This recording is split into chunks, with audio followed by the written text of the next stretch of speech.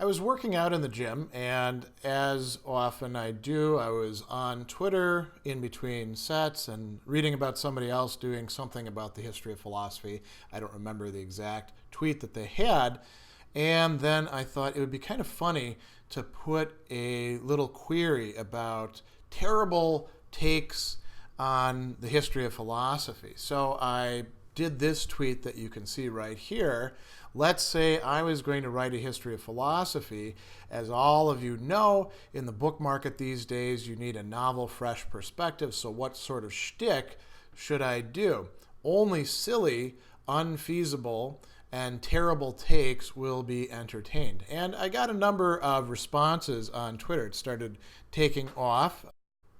Now, quite a few of them were terrible in a way that I wasn't looking for. That means that they didn't realize that I was asking about something in a joking way. And so they gave me all these suggestions about, doing a history of philosophy that wouldn't leave non-Westerners out, or, doing a good history of philosophy, and then lots and lots of things about turning it into anime or memes or things like that. That wasn't what I was actually looking for. Silly, unfeasible, and terrible takes. That should have been like a clue that I was looking for something joking around and also a little imaginative. I did get a number of really great, funny takes out of that made me chuckle. So I carried out these conversations. I also put it on Facebook and got quite a few posts from people on Facebook, both along the lines of, the straight man who doesn't realize that there's a joke being made, and some really funny other suggestions. So I thought I would share the best of them. Best, is a very subjective term here. The ones that I thought had the most merit in fulfilling the criteria, the ones that actually I got the biggest kick out of. And who knows, maybe I will someday write a history of philosophy along the lines of some of these. But with no further ado, I'm going to share these with you. So this is probably the best one in what we might call the absurdist category, a history of philosophy predicated upon applying the maxim play stupid games, win stupid prizes to the history of philosophy. And like I said, I have no idea how I'd make it work, but it's a great idea. I'd have to give that some thought. What would be the stupid games and stupid prizes, and how would we get the different characters to jump through those hoops? What would we reward them with? It's worth thinking about, isn't it? Here's another funny suggestion. Obviously, you write a young adult novel where the most popular philosophers in the Western canon are all high school students at the same school, with the inevitable drama that would entail.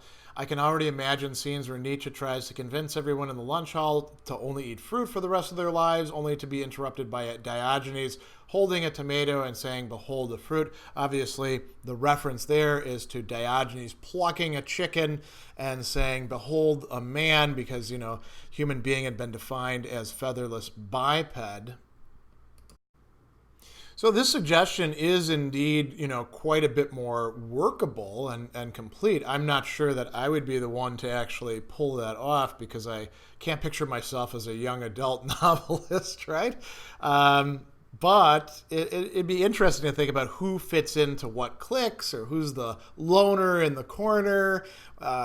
Philosophers, maybe all of them would be loners in a certain respect. Although, historically, quite a few of them were pretty convivial types.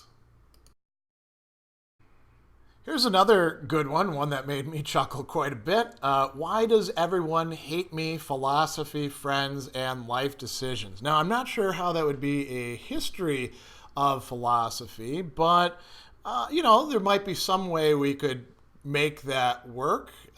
Just about every philosophical idea can be deformed in some way as to be a terrible idea. And if you talk about it enough to everybody around you, or make decisions on the basis of some of them, maybe you drive people away and then come to regret it later. And we had some back and forth that was quite good. I said, if you've already got it trademarked, I'll have to find some way to copy it just to close enough. And then the interlocutor says, it's trademarked because I'm already on chapter 6. So I think there's a little bit of a looser connection with the history of philosophy, but it's actually not a bad idea. Here's another great one that actually could be pulled off in a way. So, ever since Aristotle, philosophy was just emotions and feelings until early in the 21st century, Sam Harris discovered math and logic. And I think there's a lot of people out there who do buy into that, or it's Ayn Rand, or it's somebody else, right? Aristotle is usually the good guy. Oftentimes, Plato is somehow the bad guy. And then, what do you do with the Stoics and the Epicureans? They were just, doing their own private thing on their own. That could actually be done, and it could be done in kind of a funny way that would probably be quite appealing, because there is a lot of discussion, if you don't know it, in the history of philosophy, of how the emotions work and decision making and stuff like that, much more than you get like in an intro to philosophy class. If you actually read the texts of the thinkers, you read into their corpuses, you'll find them discussing these interesting things. And if you check out their biographies, there'll be some stuff about that. So you could do that, and then you could present Harris or pick whatever other person you want as sort of the person who's portrayed as the great defender of logic, rationality, science, whatever buzzwords you want to use, and poke fun at them, show that a lot of the thoughts that they claim to have are actually not very original. That'd be a cool book. This one is a little bit of an inside joke, and really it's appealing to two different communities. This whole notion of completing the system of German idealism, that was a big thing in the 19th century, and everyone was, this is the new person on the scene who's going to finally bring everything to a close. And it lives on in meme culture today among the young, who joke about this person or that person completing the system of German idealism. Now, it couldn't be any Diogenes that we know, not Diogenes the Cynic nor Diogenes Laertes, because obviously he wasn't around, and neither of them would be the completer sort.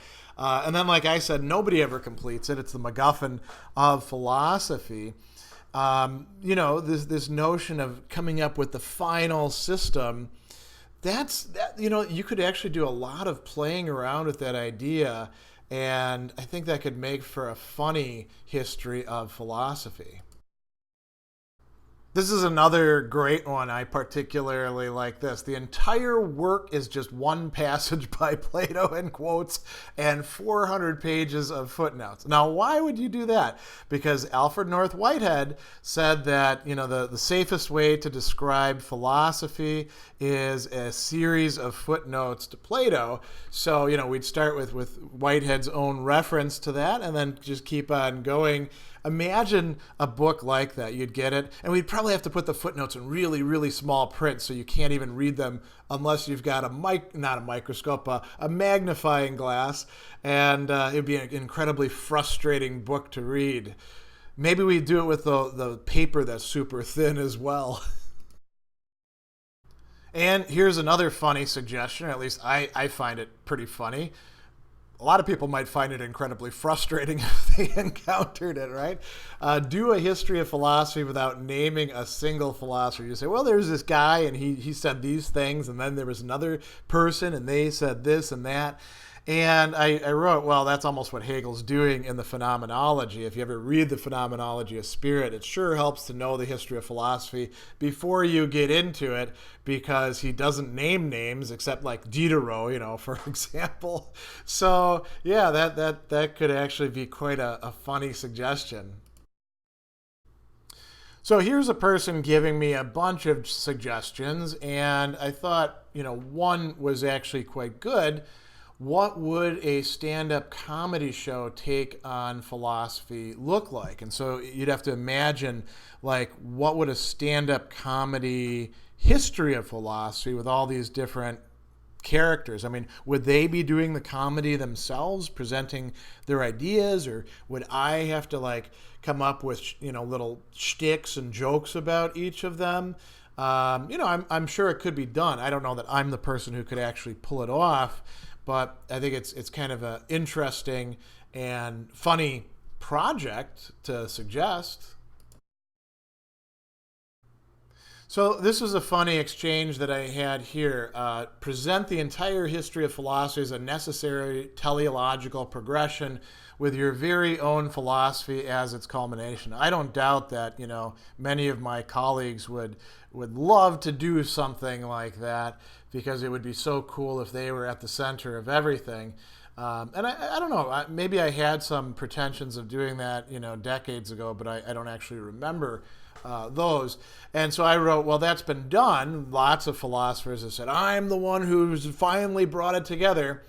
And I said, that's been done, and I don't really have my own philosophy, which is quite true. I suppose I have some beginnings of a philosophy, but I don't know that it'll ever be fleshed out. And so another response, this is the title of your new history of philosophy. That's been done, and I don't really have my own philosophy. And then the sequel would be, actually, I do have a philosophy. And that's great. You don't have, then the next person, you don't have your own philosophy because it belongs to history itself. Yeah, I sort of just follow along with it. I'm more of a historian of philosophy than anything else these days, although it's not history of philosophy in the sense of dry, arid discussions. So that's not a bad idea. Here's my almost favorite, my second favorite suggestion, a book that will finally show that books with hot takes showing that philosophy is dead are themselves, as a trend, conclusively dead. And then he follows up, philosophy is dead, Sadler 2020. Unfortunately, there's always going to be smart idiots out there claiming that philosophy is dead or metaphysics is dead or ethics is finished or blah, blah, blah, blah, blah, because there's like a big market, I guess, for claiming that, whatever take you have is the final take. And all they have to do is study a little bit of the history of the discipline, maybe some other disciplines as well, to realize that all these X is dead things are always premature. We can only say it when nobody really cares anymore. So, yeah, great idea. This one is my absolute favorite, and I think if it could be pulled off, it would be brilliant. And I'm actually tempted to try to take this on as a project. A history of philosophy that fervently denies the existence of Hegel. And, a lot of people today aren't really that into Hegel, but, if you know the 19th century, you know how just vastly important he was, not just for German philosophy, but in the French area, Italy, the Anglo-American, English-speaking world. Analytic philosophy came out of a reaction against British idealism, which is coming from Hegel originally. So imagine that we are going to have a history of philosophy that says Hegel never existed. And so I wrote, two things. That is a funny one. Maybe some other thinkers chosen at random as well, like we say Descartes never existed, or Augustine never existed. It was all just a made-up thing, or they were confused at the time. That would be incredibly funny. And then we get down to the practicalities. How to do it. Say that the whole Hegel business was really a hoax. There was no such guy. And then the follow-up is, exactly. Hegel was just a fake name, ficta made up to sell or write more books. And then I wrote, that is awesome. And maybe we have Schelling in on it too. And then, we have Schopenhauer who wanted to position himself as Hegel's great, antagonist. Hegel didn't really take much notice of him after getting him a job. Schopenhauer gets brought in on the hoax and has to moan about how bad this Hegel guy is. And then it gets even better. From what I hear, Schopenhauer is actually just Schelling wearing an extremely convincing wig, fake facial hair combo. Now, that would be hilarious.